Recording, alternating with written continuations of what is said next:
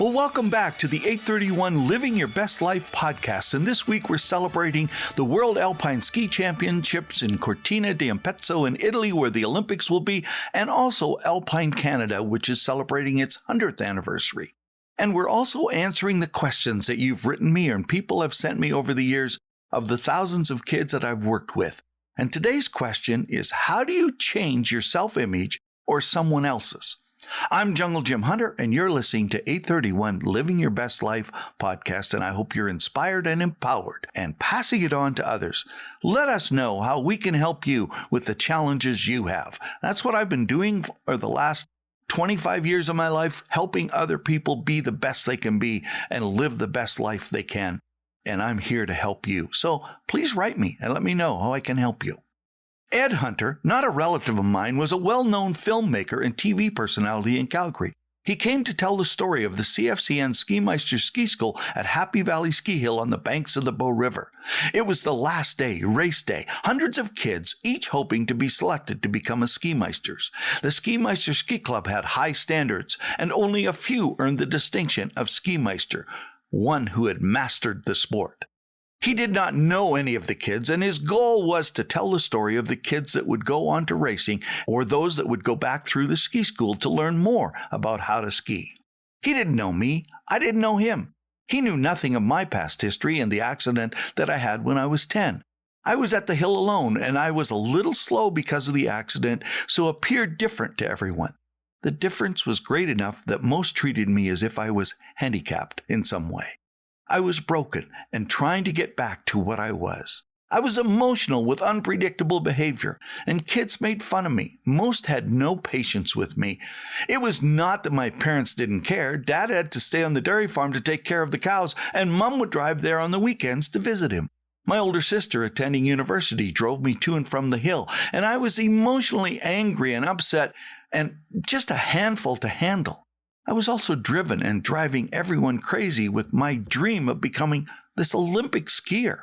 I was pushing myself to step into the room of ski racing. I wanted to make a room for myself. I raced, and Mr. Ed Hunter filmed. I was sitting at the back of the day lodge at the end of the day, and he was setting up to film the awards.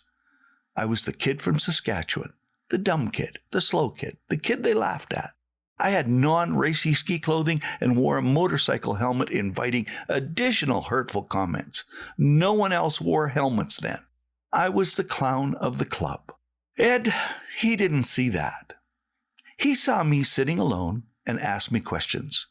Do you like the camp? Where are your parents? And many others. I answered slow because of the effect from the accident when I was 10, and he stayed and waited for my answers. He knew I was alone, and he asked questions very carefully. He sensed the disappointment in my results, but he didn't see that. Instead, he looked at me, and he was very kind. Then it happened. I heard what he said, and it changed everything. He said, I'm telling a story that this camp is here for future Olympians to start. Every youngster must have their first race.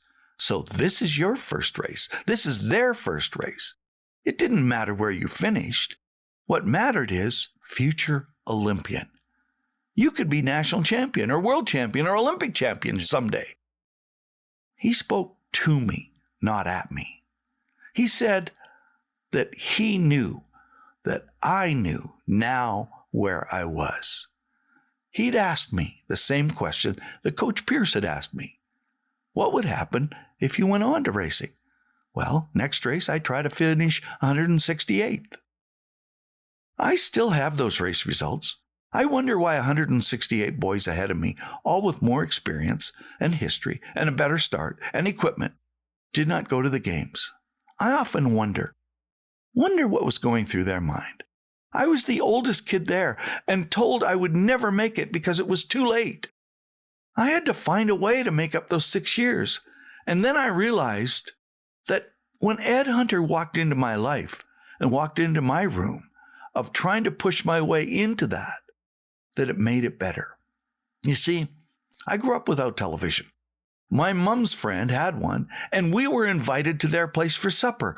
And Mr. Hunter had told me that it would be on that night. So I told my mom, and I said, could we possibly watch CFCN and see if I'm on this program? We watched, and in the narration, there it was again. He said, future Olympians. Seeing my peers skiing, I had a flash of insight.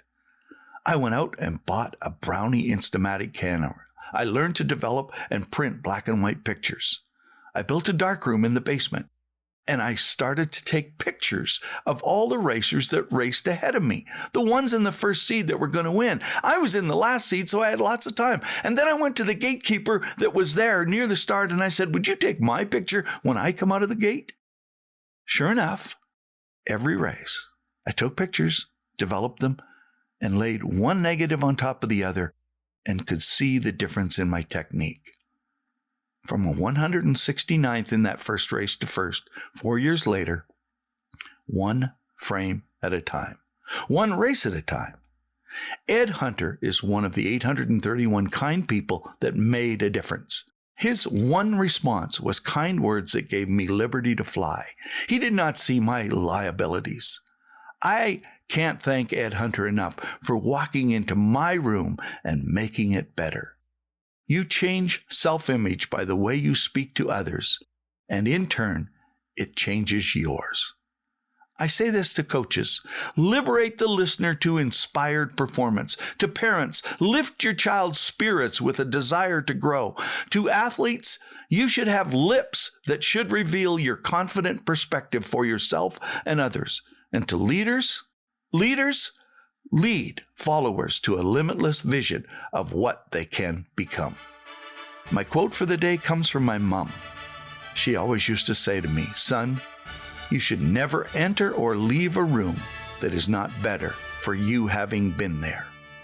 Ed Hunter made my room of ski racing a whole lot better because he inspired me not only in his words, but with the vision to take pictures and study technique before videotape and video cameras even existed.